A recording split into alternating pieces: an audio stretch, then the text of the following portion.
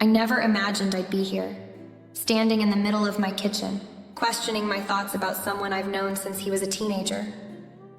My name's Hannah, and I've always prided myself on being level-headed, grounded. At 43, I've built a good life for myself. Stable marriage, fulfilling work, a beautiful home. When I married Mark, I knew his son Ethan came with the package, and I was fine with that.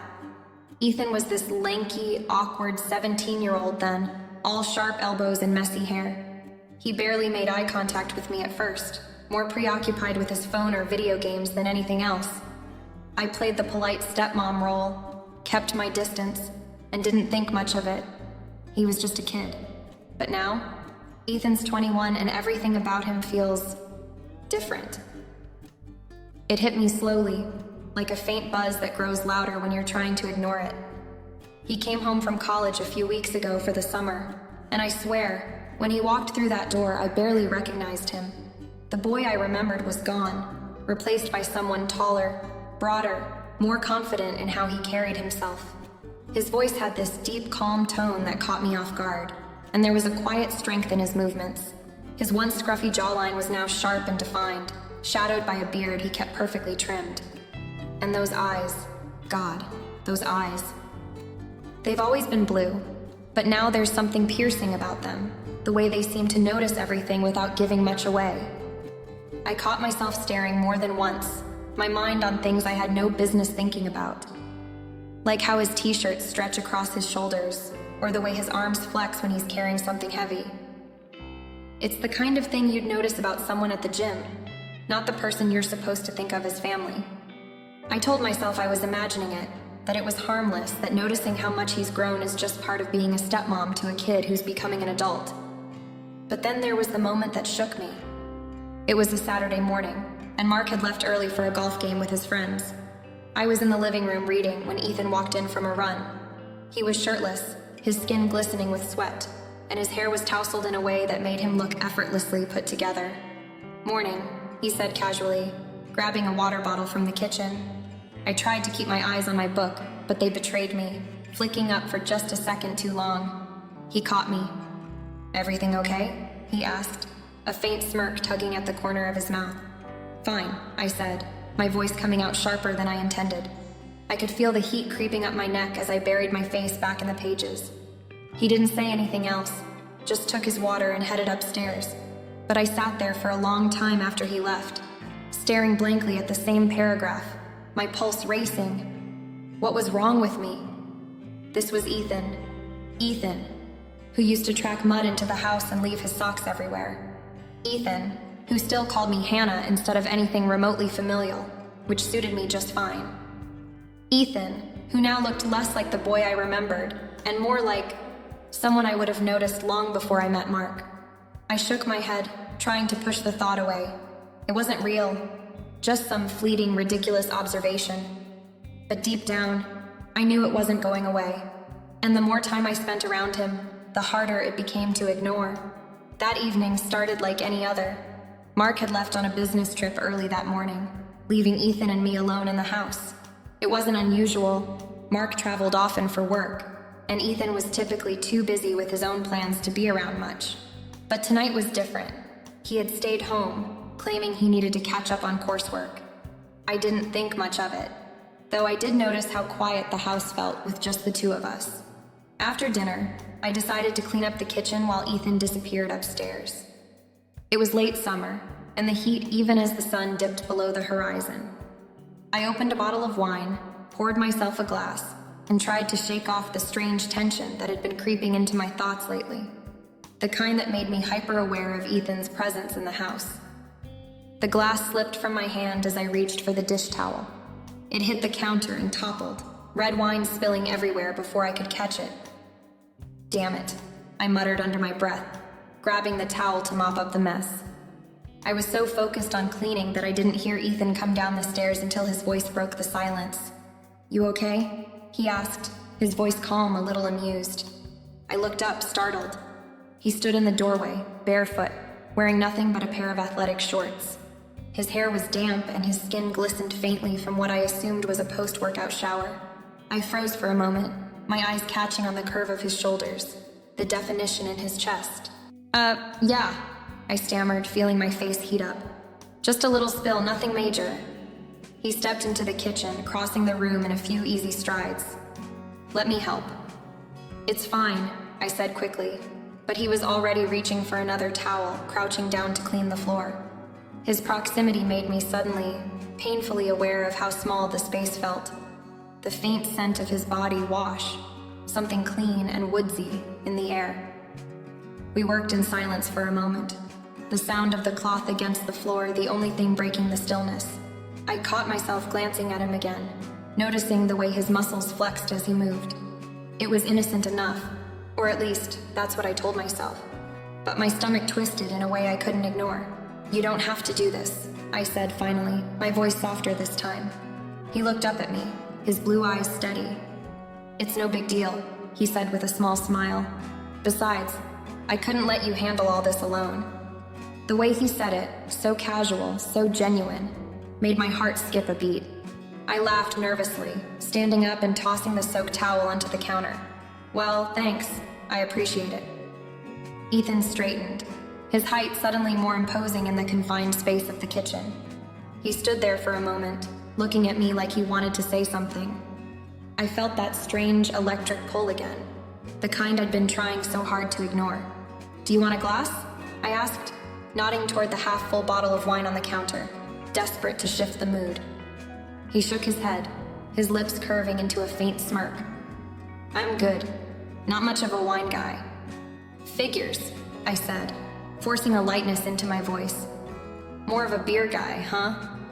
Something like that, he said, his tone easy, but his gaze for just a second too long before he stepped back. Anyway, I'll let you finish up. Thanks for dinner, by the way. You're welcome, I managed, my voice steady even as my pulse raced.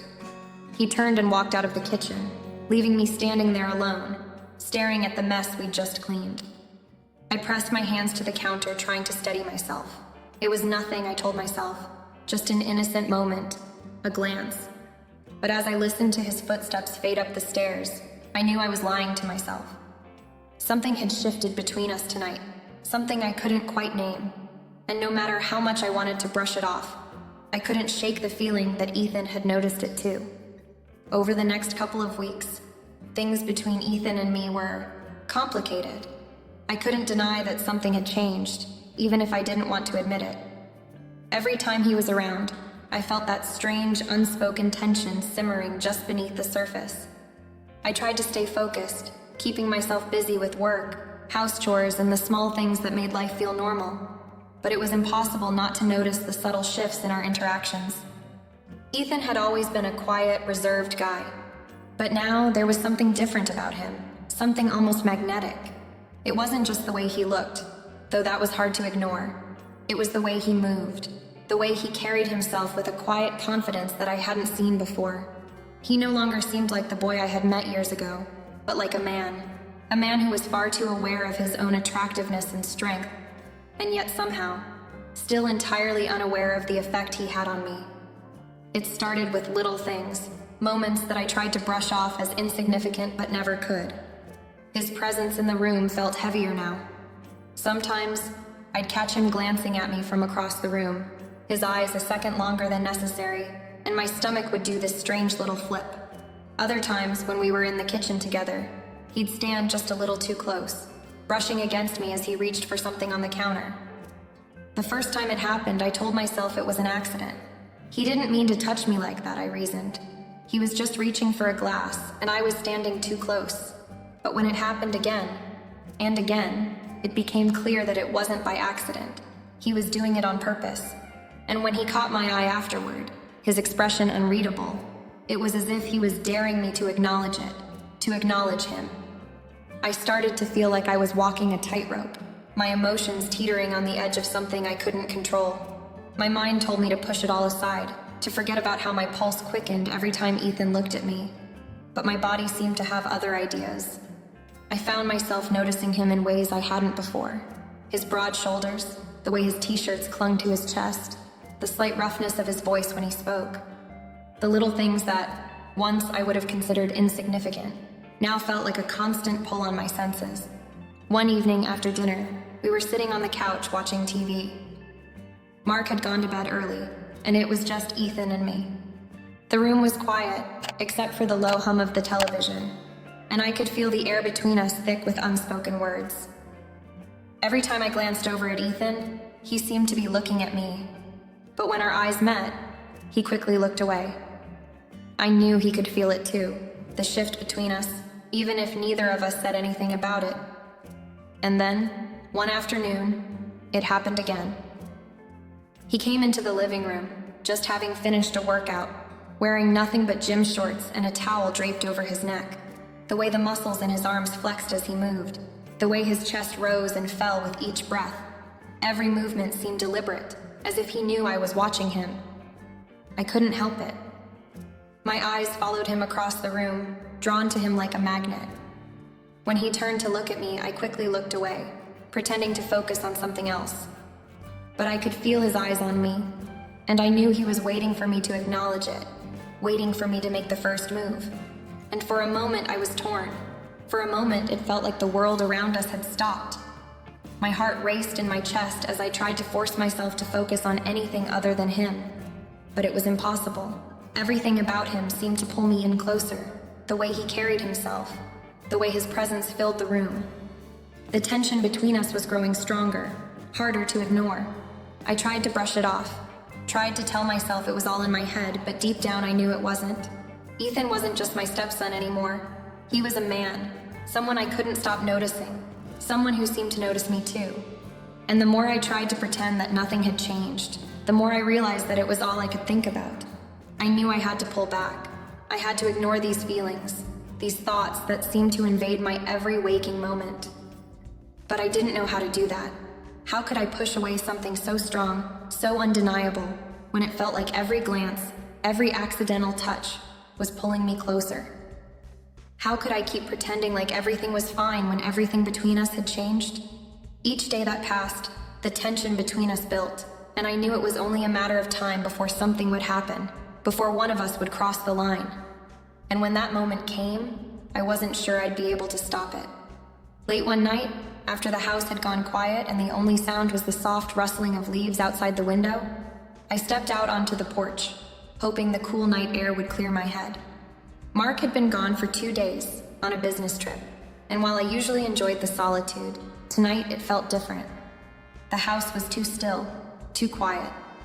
The usual hum of daily life was missing, and with it, my sense of normalcy. I wrapped my cardigan tighter around myself and took a sip of wine, staring into the darkness.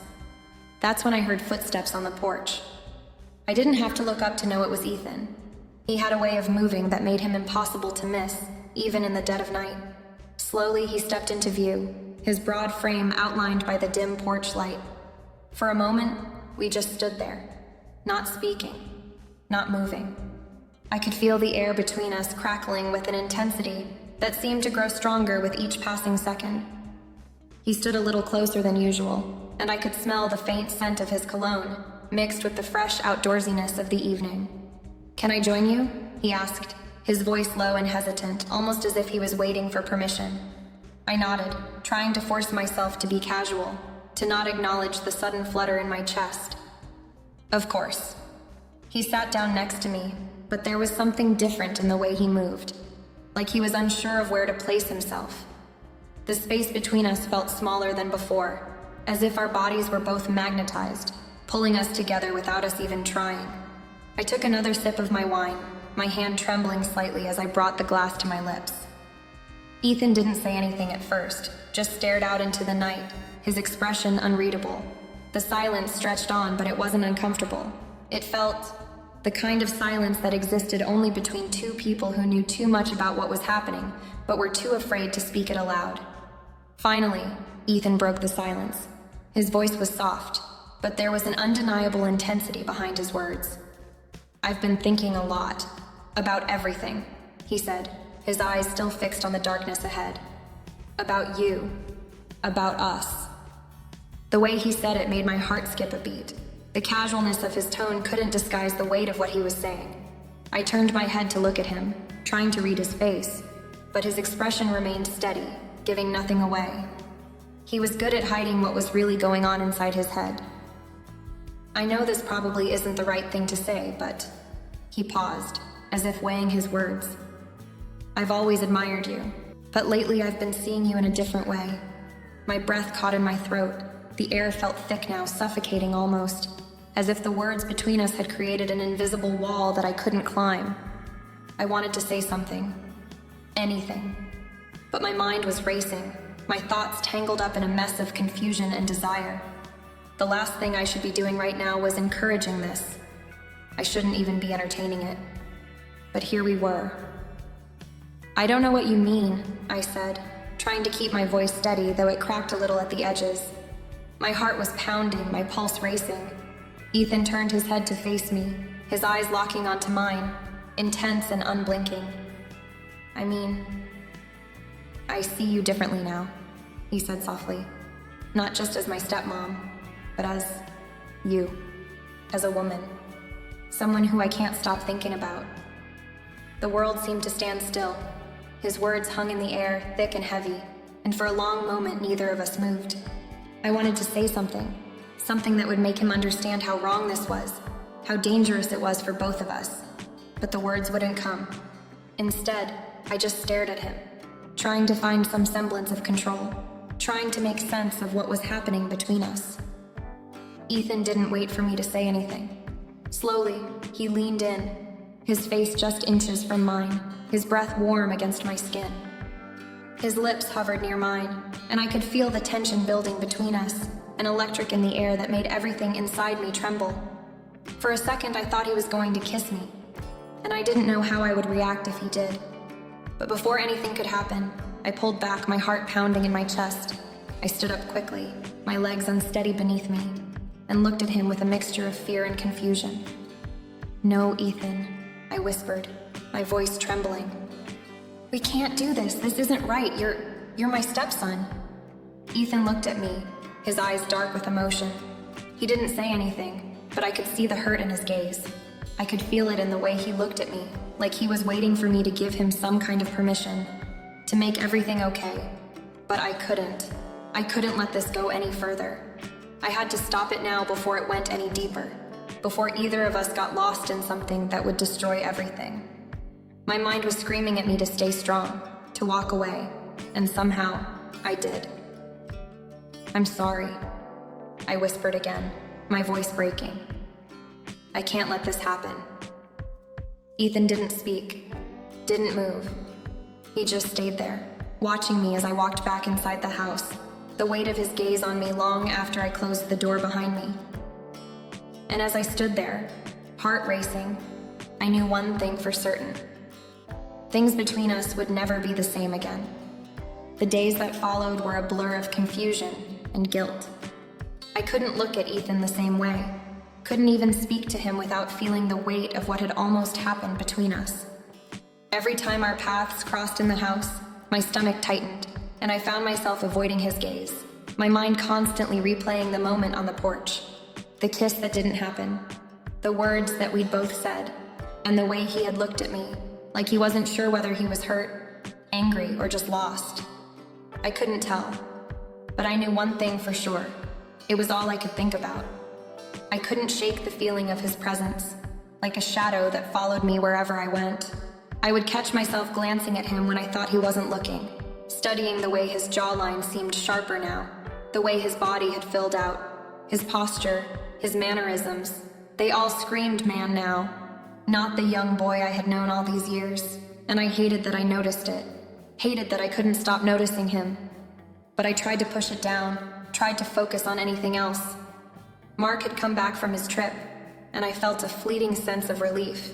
His presence seemed to anchor me, reminding me that I wasn't lost in this weird, uncharted territory. But even with Mark home, I couldn't escape the tension that in the air. Ethan wasn't making it easy. He'd taken to hanging around the house more, finding excuses to be near me, to speak to me. It was like he was testing the waters, seeing how far he could push me. And each time I found myself inching closer to the edge, teetering on the brink of something I couldn't control. One afternoon, I found myself in the kitchen, preparing lunch, my back to the door as I sliced vegetables. I could hear footsteps behind me. and before I could turn around, I felt him. Ethan. He was standing there close enough that I could feel his presence, like the space between us had disappeared completely.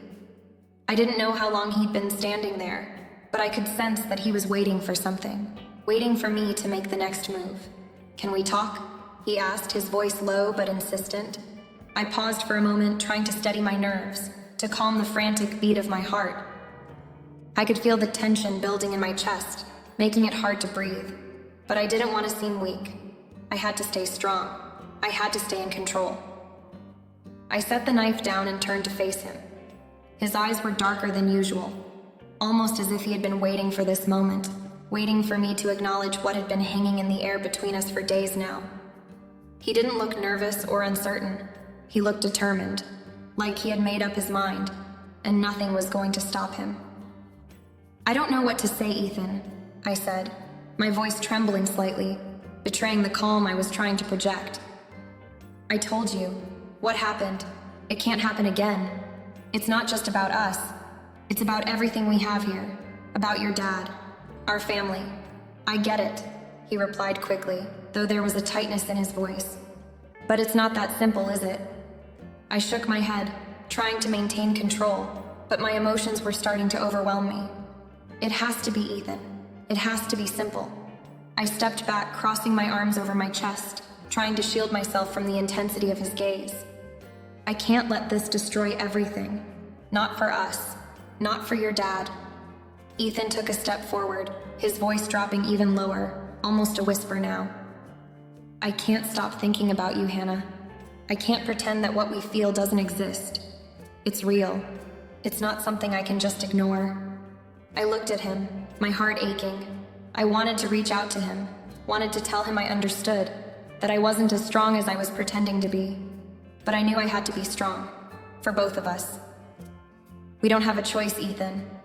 We have to ignore it. We have to move on from this. Whatever this is, it's wrong. It can't happen." The pain in his eyes was undeniable, but he didn't argue. He didn't say anything for a long moment.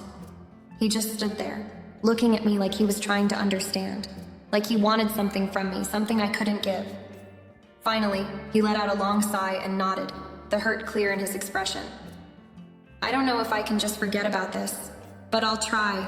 I'll stay away. I won't push anymore." I closed my eyes for a moment, trying to steady myself. I knew what he was saying. I knew he was letting go, but I also knew that the emotional distance between us could never be as simple as just stopping. There was too much between us now that couldn't be undone, and that realization made the air feel thick and suffocating. I opened my eyes, my voice barely above a whisper. "Thank you for understanding." He nodded again and slowly turned away, leaving me standing in the kitchen, feeling like a part of me was unraveling with every step he took. As he walked out of the room, I couldn't help but wonder if we were both just pretending to move on, pretending like we could go back to the way things were before any of this had ever happened. But deep down, I knew we never could. We could never go back. Days passed, and the weight of everything that had happened seemed to in the house, a silent presence we all tried to avoid acknowledging. Mark noticed the change, of course. He wasn't oblivious to the tension between Ethan and me. But he didn't ask questions. He never did. I tried to keep up the pretense, to act like everything was fine. But inside, I felt a constant tug of regret and confusion. The garden had always been a place of peace for me, a sanctuary where I could think clearly. It was where I'd go to escape the noise of my own mind. And so, one afternoon, when everything seemed to close in on me, I found myself outside again, sitting on the stone bench near the flower bed, running my fingers through the petals of the roses Mark had planted last spring. The sun was beginning to dip below the horizon, casting a warm golden light over the yard. It should have been a peaceful evening, but instead, I was on the edge of a breaking point. I didn't expect Ethan to find me out there, but of course he did. I didn't even hear him approach. His footsteps were always so quiet now, like he was trying not to disturb the air. But I could sense him before I saw him, his presence unmistakable. He stopped a few feet away from me, and I didn't turn to look at him right away. Part of me wasn't ready to face him again. The other part of me, well, that part still wanted him in ways I couldn't fully understand. I kept my gaze fixed on the flowers, feeling his eyes on me, but I didn't speak. You know, I thought about what you said. Ethan began, his voice steady but soft. I've tried to ignore it, but I can't, not completely. I still didn't turn to him, but my heart clenched at his words. I had been hoping he'd let it go, that he'd just walk away and move on with his life. But the truth was, neither of us could simply forget what had happened. It was there, always hovering between us, unspoken but undeniable. Ethan, I whispered, my voice cracking slightly. Please, this isn't something we can... It's not just about us, it's about your dad, our family. He stepped closer, his shadow falling over me as he knelt down beside the bench. His proximity was too much, and I could feel the air around us shift, thickening. I know, he said quietly, his hand hovering near mine. But that doesn't change what I feel, and it doesn't change what you feel either.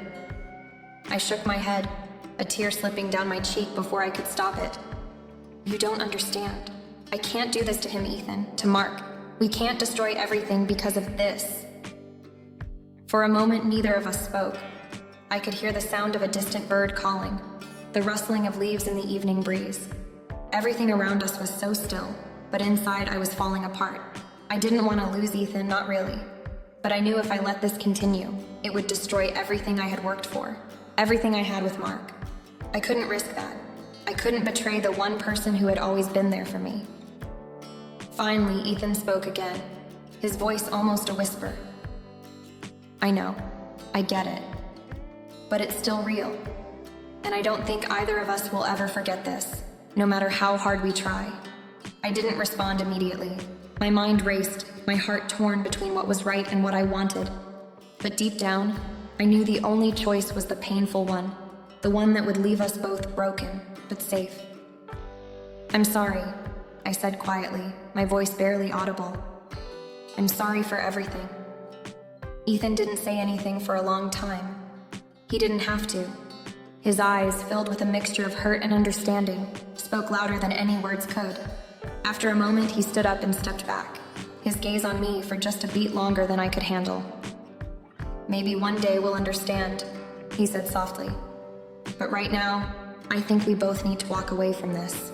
I nodded, my chest heavy with the weight of his words. He turned and walked away without another word, and I watched him go, feeling like a part of me was leaving with him. As the last light of the sun faded, I sat there in the garden surrounded by the quiet hum of the evening, feeling an emptiness settle in my chest. I had made the right decision, I knew that. But it didn't make it any easier, and in the days that followed, the silence between Ethan and me was unbearable, but it was also necessary. We had both agreed to walk away, to protect everything that mattered most. But deep down, I knew it wouldn't be that simple. Because even though we had chosen to bury it, the connection between us would always be there, hovering just beneath the surface. And I wasn't sure if I'd ever truly be able to let go of the way he had looked at me, like I was everything he wanted, even if he couldn't have me.